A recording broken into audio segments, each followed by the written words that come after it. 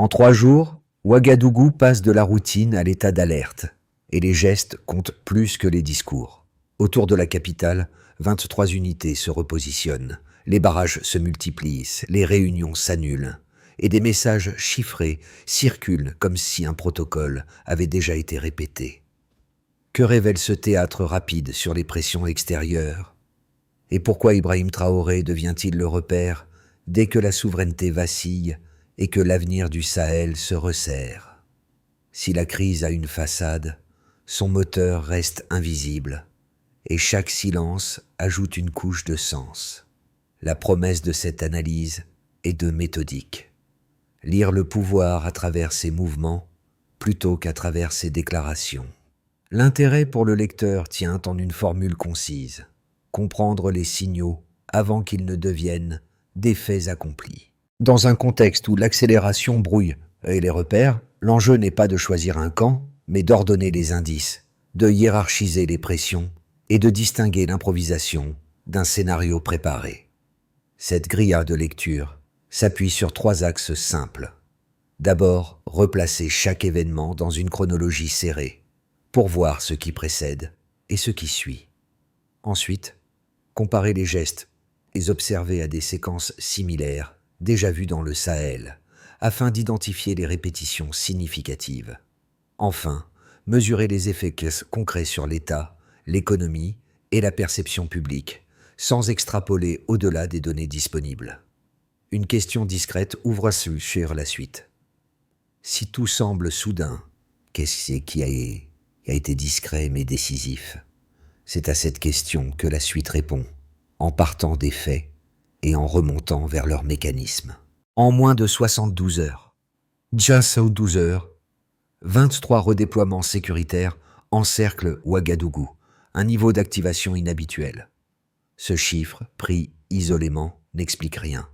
Placé dans une chronologie serrée, il révèle une anticipation plutôt qu'une panique. La mini-révélation est là. La crise n'est pas née d'un enchaînement improvisé, mais d'une mécanique reconnaissable. Les signaux faibles précèdent la bascule visible. Des réunions sont annulées sans explication. Des flux financiers sont gelés. Des communications chiffrées apparaissent avec un lexique déjà observé ailleurs dans le Sahel. Pris séparément, ces éléments restent ambigus. Assemblés, ils dessinent un protocole. La vitesse d'exécution suggère que le scénario existait avant le premier convoi. Ce contexte impose une lecture froide. Les patrouilles nocturnes ne servent pas seulement à montrer une présence. Elles testent la réactivité et filtrent l'information. Les départs diplomatiques discrets ne sont pas des ruptures publiques. Ils réduisent l'exposition et signalent un changement de posture. Le silence urbain n'est pas une absence d'événements. Il est une variable du rapport de force, un temps gagné. Dans cette séquence, le rôle d'Ibrahim Traoré apparaît comme un point de convergence. Pour une partie de la population, il incarne une trajectoire souverainiste. Pour certaines chancelleries, il devient le nœud à déplacer. Cette polarisation ne se nourrit pas d'idéologies abstraites, mais de gestes répétés et mesurables. Sanctions, suspension de programme, narration médiatique homogène. Le pouvoir se lie alors dans la cohérence des actions, pas dans leur volume sonore. Comparé avec des épisodes antérieurs du Sahel affine la compréhension. On retrouve les mêmes euphémismes, les mêmes tracts, les mêmes tests périphériques avant une montée en intensité. La répétition ne prouve pas l'identité des acteurs.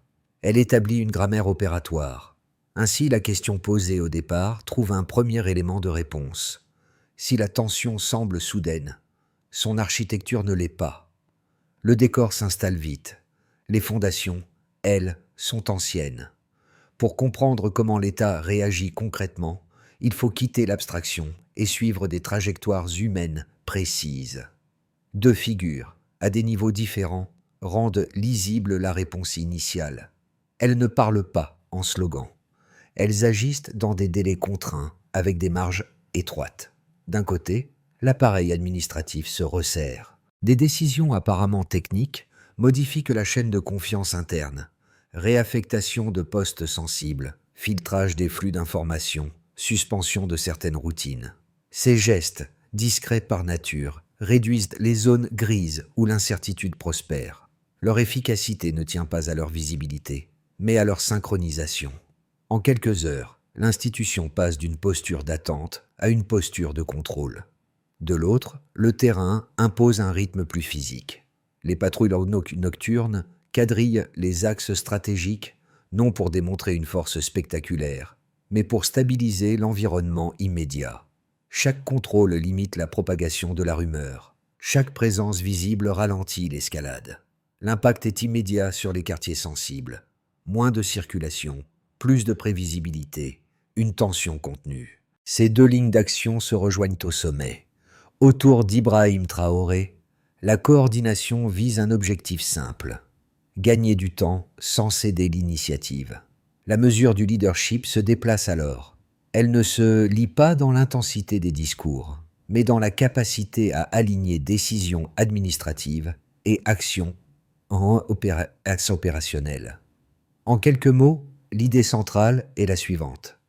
La stabilité naît de gestes précis, pas d'effets et d'annonces.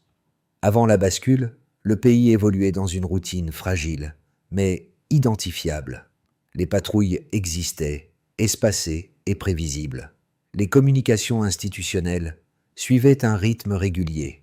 Les marchés restaient bruyants, les ambassades visibles, les déplacements diplomatiques ordinaires. Rien n'indiquait une rupture imminente, seulement une tension de fond déjà connue dans le Sahel. Cette normalité relative constituait le décor nécessaire. Sans elle, la rupture n'aurait pas été perceptible. La bascule commence par des signaux discrets. Un vendredi soir, les services de renseignement détectent des échanges chiffrés, inhabituels. Le vocabulaire utilisé n'est pas nouveau. Il a déjà été repéré lors d'épisodes similaires dans d'autres capitales de la région. Des expressions anodines en apparence, coordination humanitaire, protection temporaire, stabilisation nécessaire, fonctionnent comme des codes. Elles n'annoncent pas une action immédiate. Elles testent le terrain. Presque simultanément, des réunions prévues dans plusieurs ambassades sont annulées sans justification publique. Ce n'est pas une protestation, mais un retrait tactique. Puis l'accélération devient visible. Des drones non identifiés survolent brièvement une zone militaire périphérique, avec des trajectoires trop propres pour être accidentelles. L'objectif n'est pas l'impact, mais la mesure. Observer la réactivité locale. Dans le même temps, des tracts anonymes circulent en ville. Leur rhétorique frappe par sa familiarité. Les mêmes 5 formulations ont précédé des tentatives de renversement ailleurs dans le Sahel. La répétition n'est pas une preuve, mais elle réduit l'hypothèse du hasard. Le lundi marque le passage au seuil critique. L'alerte est déclenchée. Les garnisons régionales signalent des perturbations dans leur transmission. Le ministère de la Défense suspend les permissions. Les unités se repositionnent autour de la capitale. Les premières barrières apparaissent. L'aéroport passe sous contrôle renforcé. La télévision nationale sécurise ses accès. La ville se ferme par cercles successifs. Les habitants se replient, les rues se vident, et chaque carrefour devient un point d'observation. C'est dans ce moment que la parole d'Ibrahim Traoré intervient.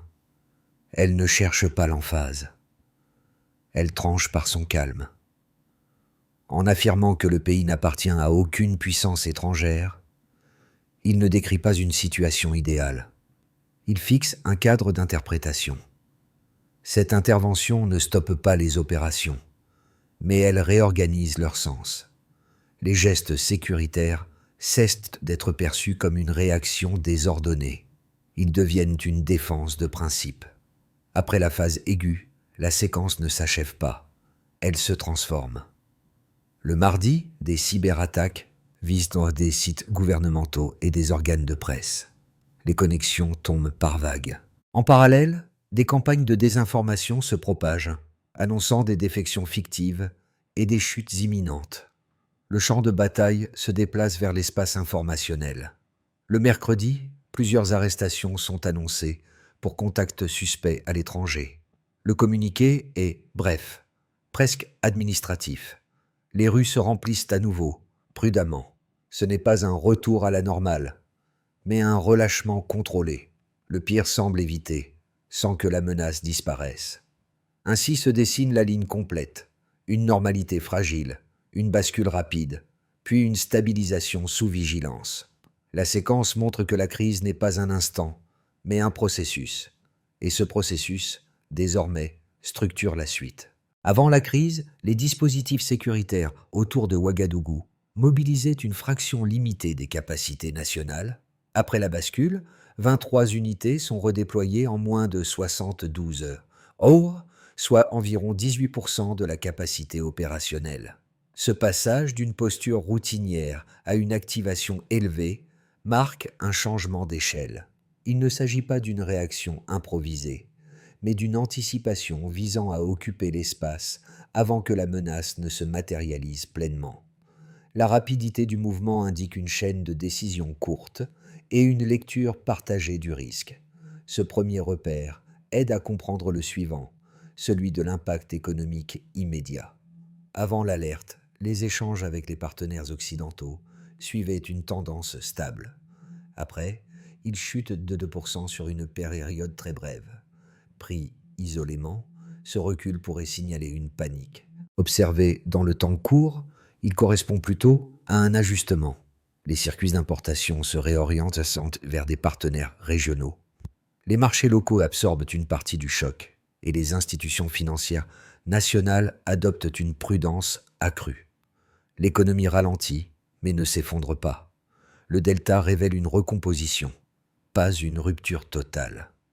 Un troisième repère apparaît dans la perception publique, souvent plus difficile à mesurer, mais déterminante.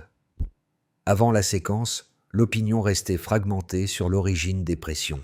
Après les événements, un sondage interne mené auprès de 5000 personnes indique que 64% des Burkinabés attribuent la tentative de déstabilisation à des facteurs extérieurs. Ce chiffre ne prouve pas une réalité objective. Il mesure un consensus de perception. Dans une situation de crise, cette cohésion relative devient un facteur de stabilité. Elle réduit l'efficacité des récits concurrents et limite la propagation de la peur. Ces trois données forment une ligne continue.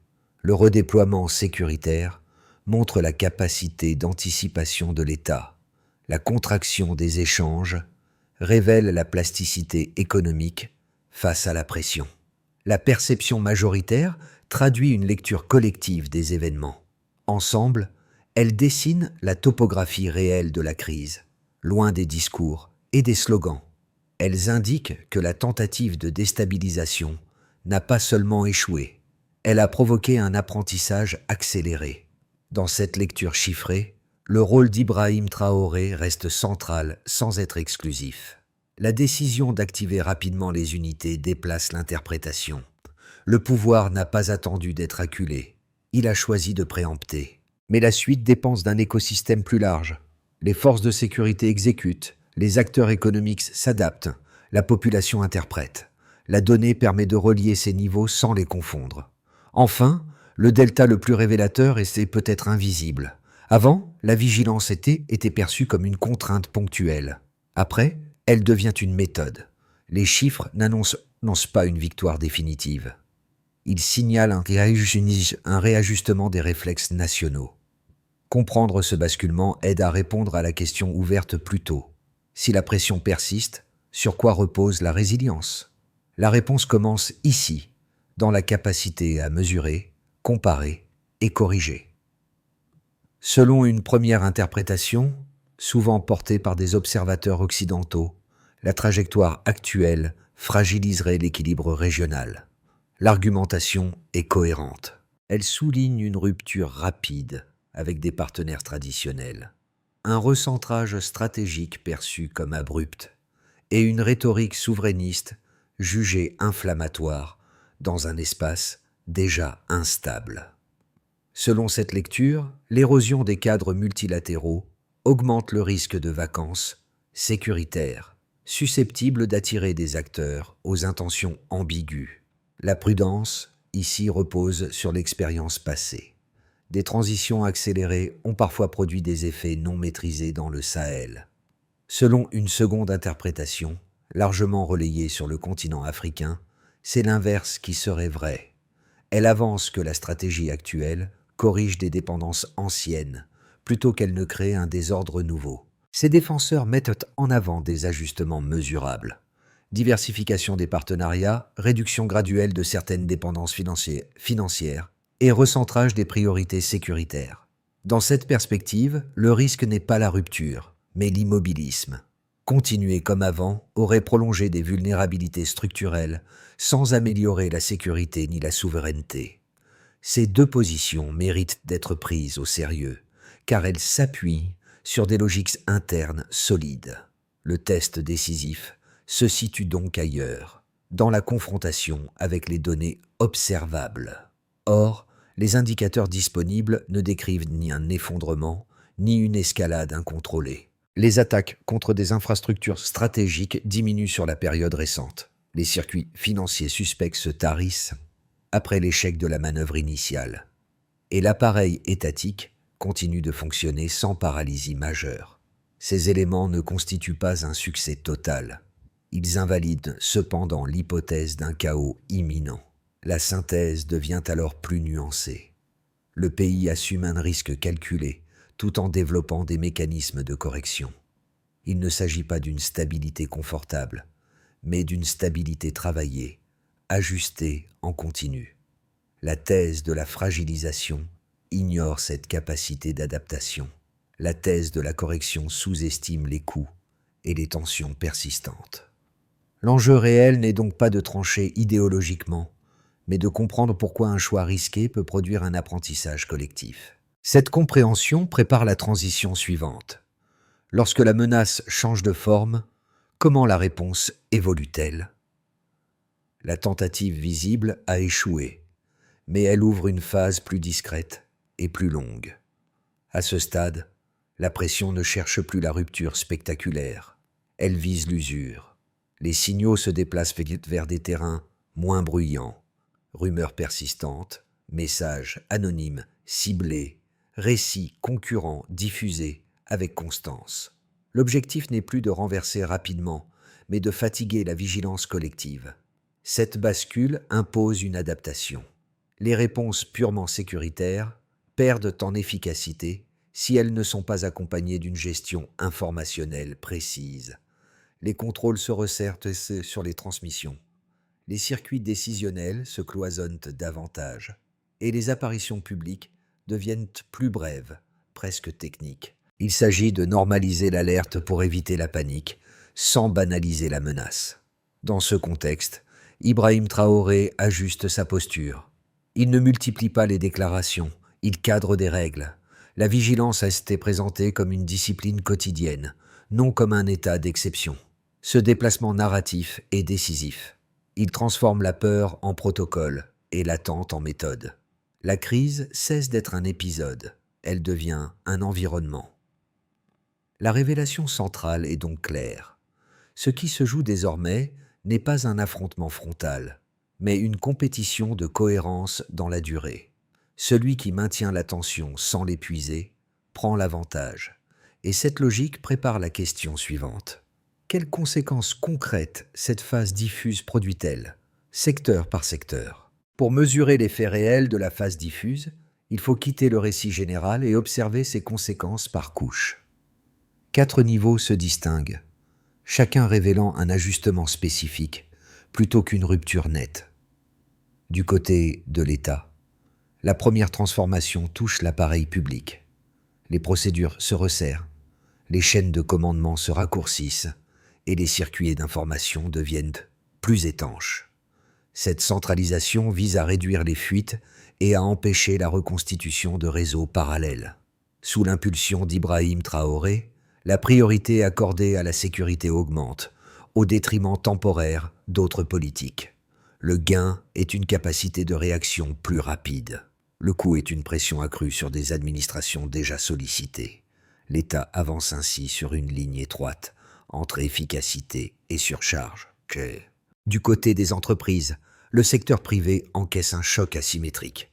Les activités liées aux partenaires extérieurs ralentissent, tandis que les circuits régionaux prennent de l'ampleur.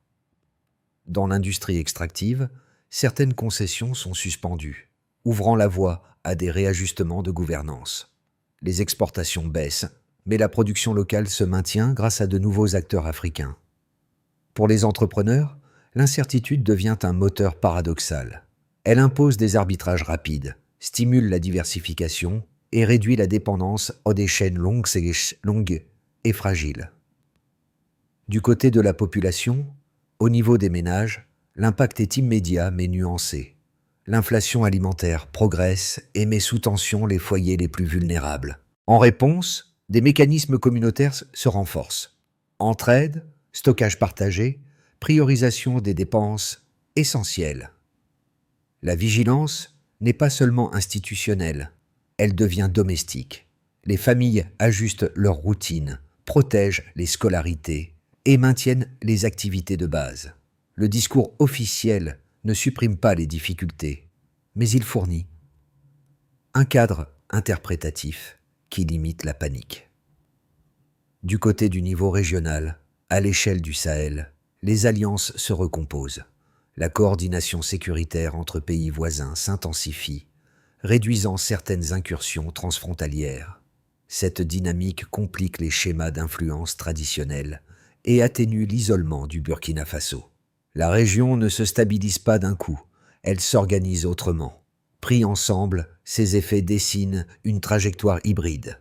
Il n'y a ni effondrement, ni triomphe.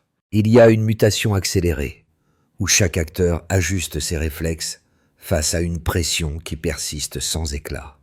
Cette lecture prépare la suite. Si les conséquences sont déjà visibles, quelle trajectoire s'ouvre pour les mois à venir ?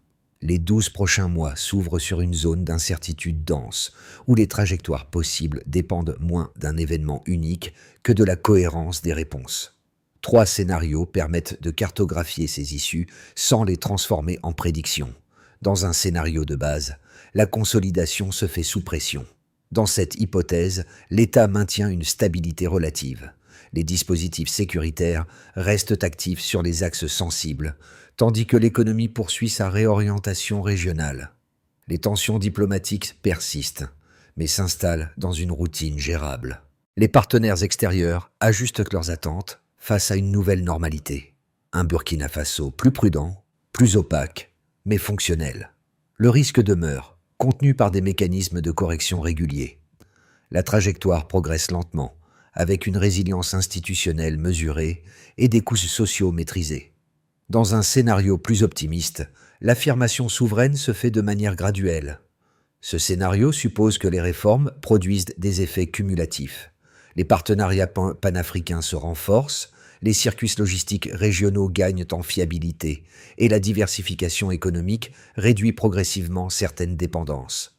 La sécurisation de provinces clés améliore les flux internes, ce qui soutient l'activité locale. À l'échelle régionale, la coopération devient un facteur de stabilisation, attirant de nouveaux acteurs. L'administration gagne en professionnalisme, et la société civile s'approprie davantage les enjeux de gouvernance. La stabilité reste exigeante, mais elle devient plus robuste. Dans un scénario plus défavorable, on verrait une forme de fragmentation, mais contrôlée. Ici, une pression externe accrue, sanctions coordonnées, cyberattaques répétées ou choc économique ciblé, fissure la cohésion fragile. L'État multiplie alors les mesures d'urgence, recentralisation extrême, restrictions prolongées, sécurisation intensive. La stabilité n'est pas rompue, mais rigidifiée. Les tensions sociales augmentent, la marge d'initiative locale se réduit et la fatigue collective s'installe. Le système tient, au prix d'une flexibilité moindre et d'un risque d'enlisement. Face à ces trajectoires, une règle d'analyse demeure utile.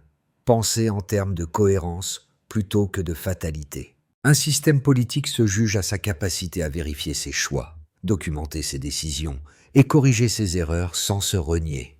Cette méthode, plus qu'une posture, déterminera l'issue réelle. Derrière les stratégies d'État et les équilibres régionaux, la crise modifie des réalités beaucoup plus proches. 3 groupes, souvent relégués à l'arrière-plan des analyses, voient leur quotidien transformé de manière concrète. Comprendre ces effets permet de relier la géopolitique à l'expérience vécue. Du côté des travailleurs urbains, pour celles et ceux qui dépendent des marchés, du transport ou des services, l'incertitude devient un paramètre permanent. Les variations de prix compliquent la planification. Les coupures intermittentes perturbent l'activité et la rumeur pèse sur la concentration. En réponse, de nouveaux réflexes émergent. Mutualisation des ressources, ajustement des horaires, renforcement des réseaux de proximité. La vigilance prend une forme pragmatique, ancrée dans l'optimisation du quotidien. Du côté des familles rurales, dans les zones agricoles, l'impact est moins spectaculaire mais profond. L'insécurité modifie les rythmes de culture, les circuits d'approvisionnement et parfois les choix de production. Les communautés adaptent leurs stratégies. Diversification des semences, stockage collectif, partage d'équipements. Cette autonomie forcée devient une compétence durable qui renforce la résilience locale malgré des marges étroites. Du côté de la jeunesse en formation, étudiants et apprentis vivent cette période comme un apprentissage politique précoce. Les débats se multiplient dans les établissements et en ligne.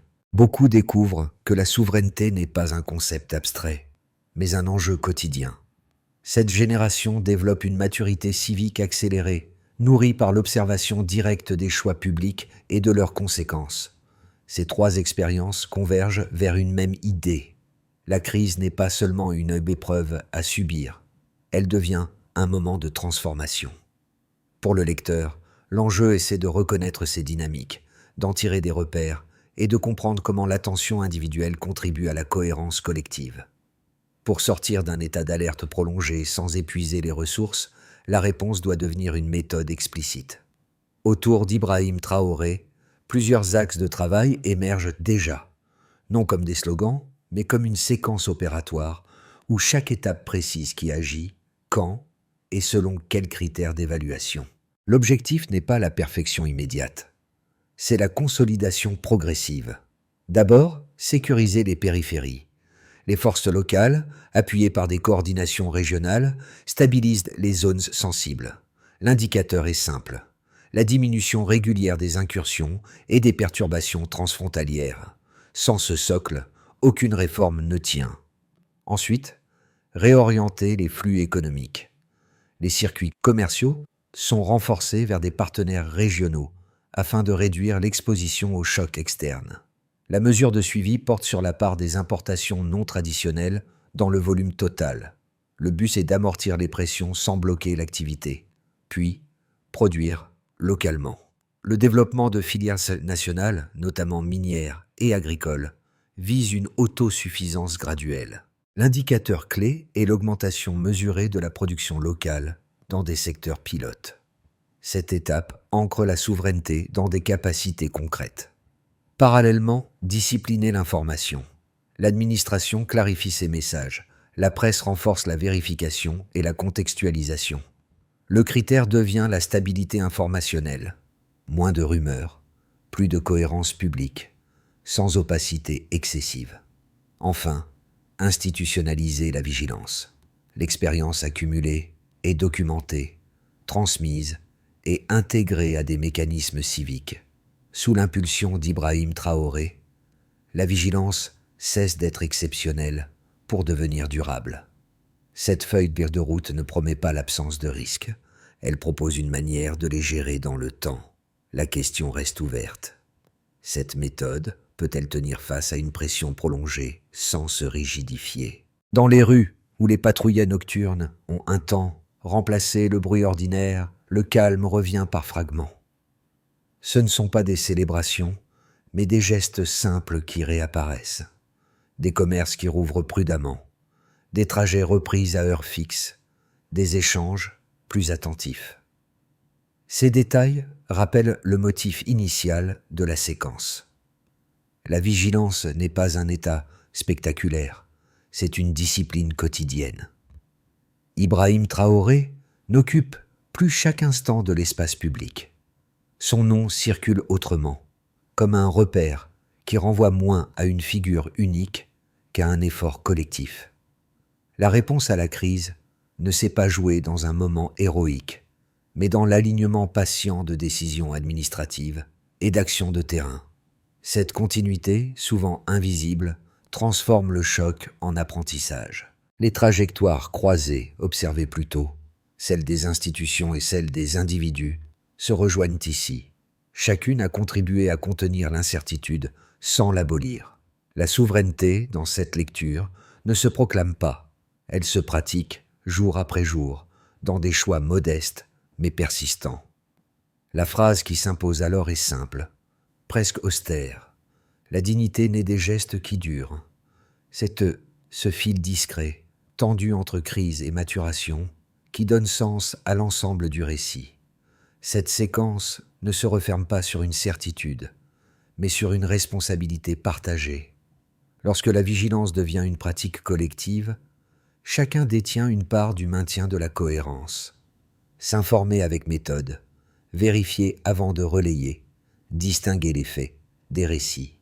Ces gestes ordinaires prolongent les décisions institutionnelles sans les remplacer. Ils réduisent l'espace de la rumeur et renforcent la lisibilité du réel.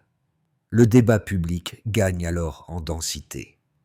Il ne s'agit pas d'adhérer à une ligne unique, mais de confronter des lectures à partir d'indices vérifiables, discuter des choix, interroger leurs coûts, reconnaître leurs effets. Cette conversation continue soutient l'équilibre plus sûrement que les proclamations. Dans ce cadre, la figure d'Ibrahim Traoré fonctionne comme un repère de séquence, non comme une fin de discussion. Pour celles et ceux qui suivent ce dossier, une invitation demeure. Proposer un angle, poser une question précise, partager une observation située. Comment transformer l'attention née de la crise en pratique durable, sans fatigue ni polarisation? La réponse ne se décrète pas, elle se construit dans l'échange, au fil du temps.